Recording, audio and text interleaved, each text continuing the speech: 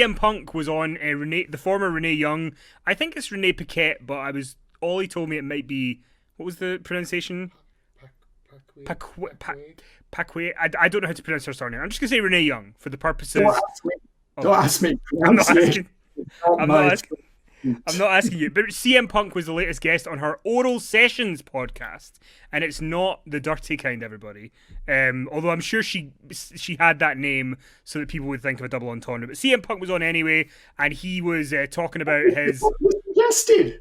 You'll have to explain that one for me, Kenny. An oral session.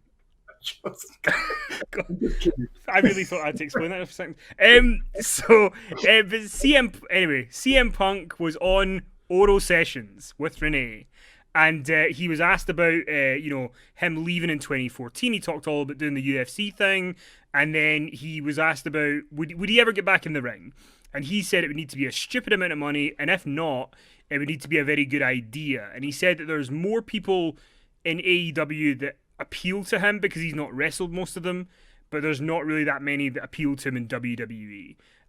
But I mean, because I was thinking about this when I was listening to it yesterday, pretty much everybody ever has come back.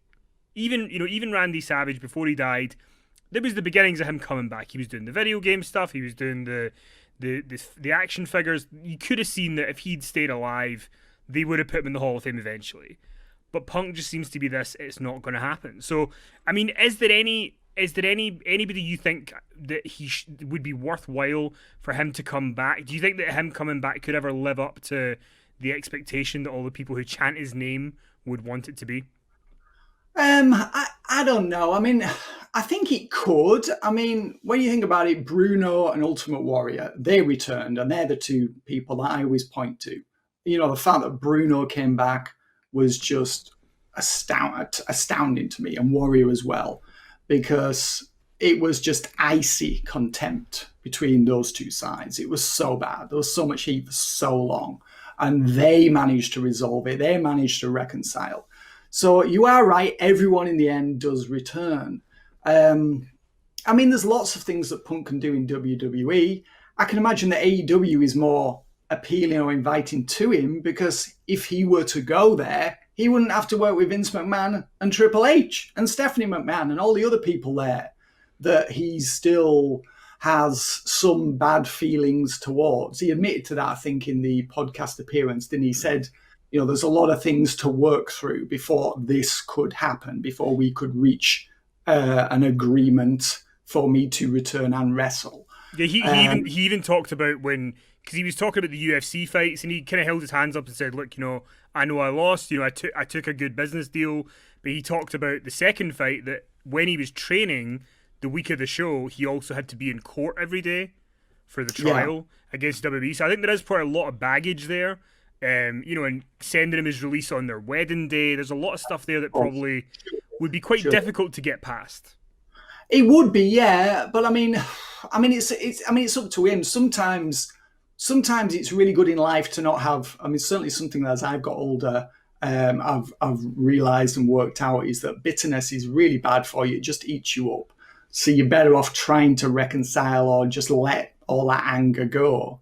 Of course, the fear would be if Punk were to return to WWE and it were all to turn sour or go pear-shaped again, he'd be there kicking himself, for going back and saying, he'd be saying to himself, what was I thinking? What a fool I was. I should have learned my lesson the first time. What was I thinking going back there and working with those people again? So, I mean, I do get why he would be reluctant to do it. But, I mean, surely there would be something that could be written down legally. I know you can say, well, Bret Hart had that, but that was 97 and we're now in 2020. So I'm sure something could be done to protect him to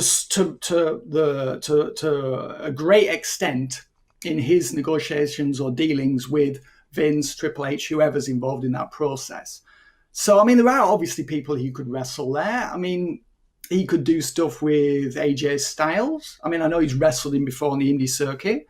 Wrestled him back in the day before he entered the WWE system in 2005. So, I mean, the Styles, I think there's a really good story there with Roman Reigns, especially with Paul Heyman involved. I mean, that writes itself. I mean, it's obviously a really good story as well with Brock Lesnar and Roman Reigns when Lesnar returns, which I'm figuring is going to be next year when crowds return. I would think that Lesnar will be back a short time after that. And if Heyman is still with Reigns, I mean, that's a huge match and a huge storyline that they can get. I would have thought at least 2 matches out of. So yeah, CM Punk, I mean, the stuff with Drew McIntyre. He could probably do something with Randy Orton. Daniel Bryan, if Bryan's still wrestling by that point. So, I mean, all those programs are appealing to me. I mean, even Matt Riddle, I think that would be entertaining. You could do something good there. That's assuming that Riddle becomes a bigger star between now and whenever Punk returns, assuming he does return to WWE. So I think there's a lot of options for him there. And there's a lot of people that he would probably want to work with that he's not currently aware of. Because I don't think he really keeps up with wrestling that much, from what I understand. He watches some of it, but I don't think he watches it religiously. Is that how you understand it? Yeah, I think he keeps up with the kind of rough strokes of what's going on. Yeah. So I mean, it's obviously a hefty investment of your time each week, keeping up with everything. But I mean, there's a lot of people there I'm sure he would like to work with in the ring. But can he overcome the obstacle of working with Vince or Triple H again? And that's going to be the tricky one. So and I think what's your opinion? I mean, I think you've covered the WWE stuff, and there's a lot of people there. I think there's also a lot of people in AEW he could work with that would be probably attractive to him. I could see a program with him and Cody happening. That would be a really good one for him. Or Kenny Omega is an obvious one because you know, best in the world against the best in the world or whatever. You could do some story stuff with Jericho, which isn't going to be the best match in the world, but storyline wise, it could be fun. Moxley, I could see him and Moxley doing stuff as well. I think there's a lot of options for him to do on both sides. I think you're right though. You hit the nail on the head earlier when you talked about if he did go to AEW, I think that there's no baggage there for him. There's just kind of it's a clean slate, isn't it? It's like there is no concerns or anxieties about potentially being screwed over or being asked to do something that he's uncomfortable doing. And I imagine if he would go to AEW, they'd just give him whatever he wanted. I mean, I'm sure it's a lot of money and probably 100% creative control. I am sure they would do that. But Moxley, I think he was a fan of Moxley before Moxley was brought up to the main roster as Dean Ambrose, as a member of the Shield. I remember he did an interview and he made a comment about how Dean Ambrose, John Moxley, was like a very special performer. So he'd been a fan of his before he ever was called up to the main roster as a member of the Shield. So that's definitely... Sorry, Kenny. No, because I think when Punk suggested that people come up to be his lackeys, he said on the podcast that a writer had suggested that the initial idea for the Shield would be like Daniel Bryan and the Big Show. They were the initial people that they said, well, they could be your kind of help. And instead he said, why don't we bring up some people? And the 3 people he had suggested were Seth Rollins, John Moxley, and Chris Hero. And obviously he got 2 of those 3. They got Roman as the 3rd. But yeah, he likes him. And I think the one thing about AEW that, you do hear criticisms and stuff, obviously, but when you go there, you don't hear that it's like hostile working environments backstage. You don't really hear that people are, forced to do things or whatever, which is what WWE, in WWE, he's talked about his experience tended to be, he goes out, he talked on Renee's podcast about how he had it was like bragging rights 2010 or something, and he was working with Edge and he ended up tearing part of his groin, or he thought he had, so he had time off, but as soon as he went home, Vince called him and said, we want you to come and do commentary while you're off till you're better. So he had like no time off, and I think it is a baggage thing. So, I mean, Punk though is someone who... But I mean, the thing is though, Ken, if he were to return, it would be as a part-timer. It would be, I'm not saying he would get the Brock Lesnar deal, but it would be something akin to that. It would be similar for sure. Yeah, so he'd be going back, and I think the mood would be very different, and the expectations would be significantly reduced. And I don't think they would try to take advantage of his good nature, as he obviously believes they did when he was there the first time round. So I think it would be a very different environment for him, a very different climate. But that would be up to him to make sure that he was satisfied with the way everything was structured before he signed that contract. And really, the onus is on him to do that now. And what is he now? He's in his, is he 41 now? I think he is. I think he's 41 or 42. Yeah, he's. So I mean, he's old enough now. He's been around long enough now. That he should be able to get the deal he wants. And if he doesn't want that deal, then he should just walk away. Very much like the UK and the EU, Kenny. Oh God, Brexit's still going on. I also want to talk to you very quickly about Impact Wrestling last night. We don't know the rating yet, but on Twitch they did great numbers.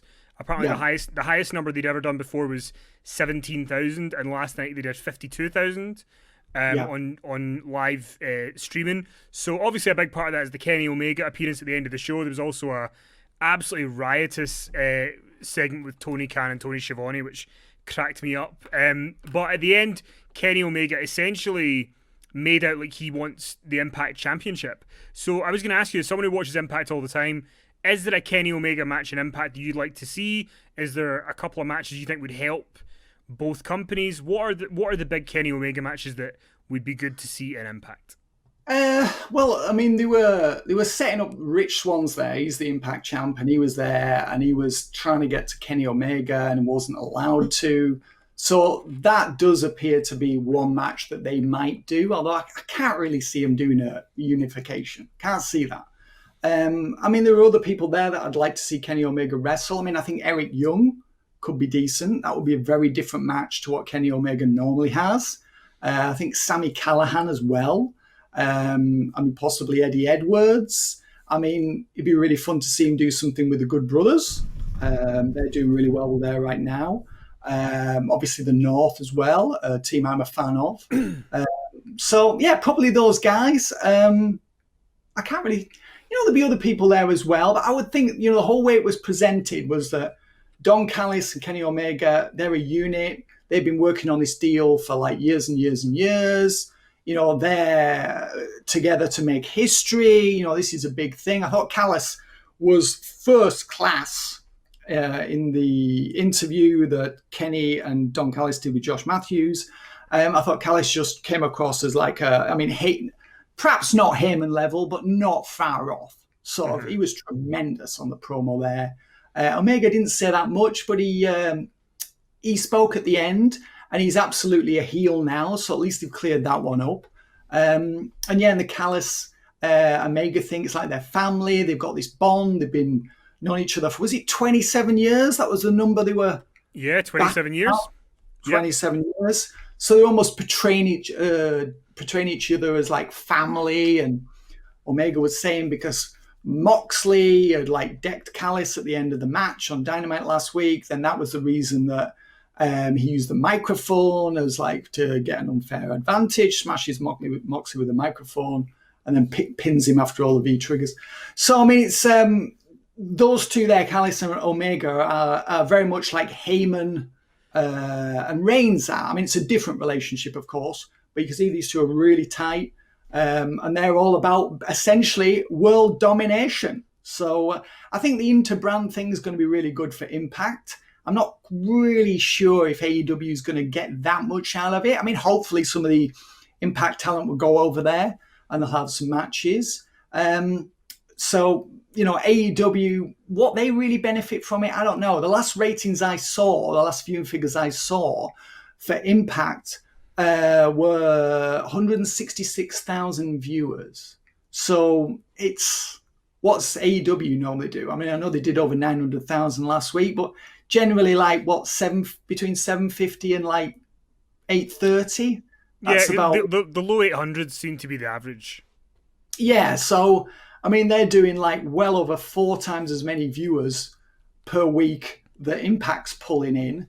So this is this is a great deal for Impact, Yeah. Kudos to them for getting this deal and to Don Callis for negotiating this so that he's there as Omega's manager, and he's already a huge part of the act. So I don't know whether he's going to appear every week on AEW. I would think he will. Maybe not every week, but almost every week. And I think he's going to.